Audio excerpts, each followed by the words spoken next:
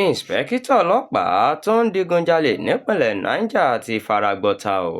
Iléeṣẹ́ ọlọ́pàá ìpínlẹ̀ Niger ti fi ìdìkú ọ̀kan lára àwọn ìǹṣpẹ̀kítọ̀ Jido Ahmed tó jẹ́ ọmọ ikọ̀ 61 Police Mobile Force (PMFM) Kọ̀ǹtàngórà múlẹ̀ lẹ́yìn tí wọ́n sọ pé ó kópa nínú ìṣẹ̀lẹ̀ ìdigunjalè.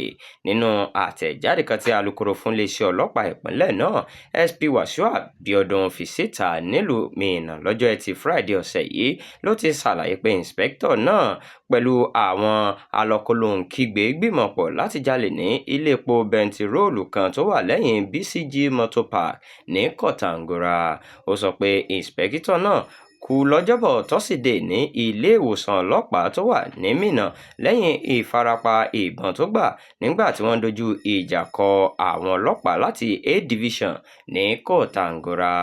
Lásìkò ìṣẹ̀lẹ̀ náà la gbọ́ pé àwọn adigunjalè yìí yìnbọn lu ẹni tó ń ṣiṣẹ́ ní ibùdó epo ọ̀hún lẹ́yìn tí wọ́n gba owó lọ́wọ́ rẹ̀. Ní tẹ̀síwájú, Abiodun sọ pé àwọn ọlọ́pàá láti A Division Kọ̀ǹtàngórà yára lépa àwọn adigunjalè náà dé agbègbè Dadinkowa níbi tí ìjà ìbọn ti bẹ̀rẹ̀. Ó fi kún pé ọ̀kan lára àwọn olè náà ni wọ́n yìnbọn mọ́ lẹ́sẹ̀ wọ́n sì gba ìbọn rẹ̀. Lẹ́yìn náà ni wọ́n mọ̀ pé ìǹṣpẹ̀kítọ̀ Jido Ahmed ni tó jẹ́ ọmọ ẹgbẹ́ 61 PMF Kọ̀ǹtàngórà. Wọ́n gbé lọ sí General Hospital Kọ̀ǹtàngórà fún ìtọ́jú. Lẹ́yìn náà ni wọ́n gbé lọ sí Police Clinic nílùú Minna.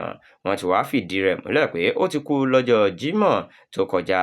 Wọ́n ní ìwádìí sí ìṣẹ̀lẹ̀ náà ń tẹ̀síwájú àti pé akitiyan láti mú ẹnì kejì tó sálọ ń tẹ̀síwájú.